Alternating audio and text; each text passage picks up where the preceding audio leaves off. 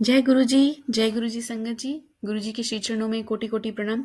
संगत जी, मेरा आज का शुक्राना सत्संग है कि गुरु जी ने कैसे कैसे मुझे ब्लेस किया है, और जिसका आभास भी मुझे नहीं था। और वो जब मैं धीरे धीरे सत्संग सुनती हूँ तो मुझे एहसास होता है कि गुरु जी ने मुझे भी ऐसी ही ब्लेसिंग दी है, और मुझे भी ब्लेस किया है। न जाने कौन सा कष्ट मेरा ड्रीम में गुरु जी ने कटवाया है, मेरा और मेरे बच्चे का।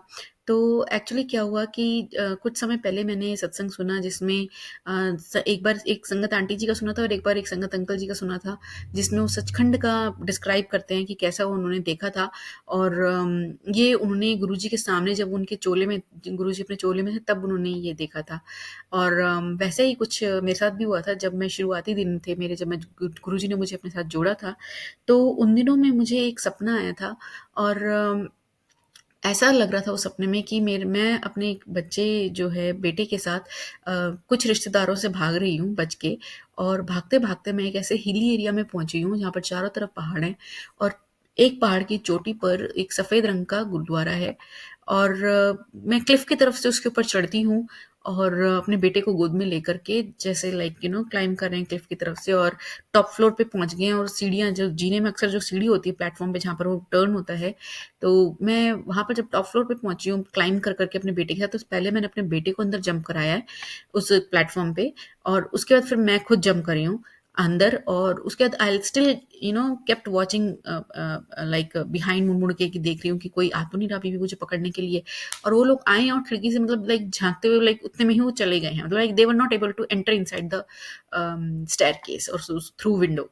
तो इतनी देर में ही, जब मैं, मतलब जंप मैंने मारी है, तो मैंने बच्चे को, जैसे मैं और मेरा बच्चा, तो हम उठाए, और मैंने इतनी देर में देखा तो एक लंबा सा जवान, करीब 25-26 साल का होगी उसकी आयु। और ऐसा एक आया है सफ़ेद रंग के ड्रेस में, और वो जैसे गुरुद्वारे के लोगों की होती है ना, वैसी ड्रेस है वो। और उसमें बहुत सुंदर, बहुत गोरा-चिट्टा है। एग्ज़ैक्टली स्वरूप याद नहीं है, क्योंकि सपना ये मेरा सुबह 2 से 4 के बीच का है, और मैं सपने में ही इतनी घबराई हुई हूँ कि मैं, मतलब मेरा ध्यान पूरा उन रिश्तेदारों पर है पीछे, जो मेरे बेटे को मारने के लिए आ रहे हैं। अम, तो ये एक्चुअली सच भी है। मुझे उन लोगों पर शक था पहले पहले भी, और मैंने शक था नहीं, मैं तो कहूँगी मेरे को यकीन ही था, बट वो और यकीन में बदल गया है डबल कन्फर्मेशन के साथ, जब मैंने ये सपना देखा था। उस समय मुझे नहीं पता था कि ये सब क्या हो रहा है, और ये गुरुजी की कृपा से हो रहा है, और ये कोई कष्ट काटा जा रहा है। बट मेरे को ऐसा लगा कि ठीक है, सुबह का सपना है, और एट द एंड हम सेफ हैं। मतलब वो जो जब नौजवान आए हैं सपने में, तो उन्होंने मुझे अंदर की तरफ सेफली, मुझे और मेरे बेटे को अंदर कहा कि अंदर जाओ। अंदर मतलब नीचे की तरफ, हम जो, क्योंकि मैं टॉप फ्लोर पे उतरी हूँ, तो मैं नीचे की तरफ जीने के थ्रू जा रही हूँ, और अंदर हूँ मैं गुरुद्वारे के, and I am safe and sound with my boy. और कोई मेरा जो एनिमी है, जो हमारे को, लाइक जो रिलेटिव्स हैं, वो हमारे को चेज़ नहीं कर रहे हैं एनीमोर। तो ये मेरा ड्रीम दर्शन था, जो मैंने उस समय देखा था, और मुझे एहसास नहीं था। और जो जवान हैं, वो इतने टॉल हैं, उन्होंने मुझे, मतलब लाइक बीच में खड़े हो गए प्लेटफ़ॉर्म पे, और मुझे, मतलब जस्ट कह रहे हैं कि यहाँ कैसे बीबी? और मतलब नीचे की तरफ उन्होंने पॉइंट आउट किया कि जाओ, अंदर जाओ। तो मैं सीढ़ियाँ उतर रही हूँ अंदर की तरफ जाने के लिए।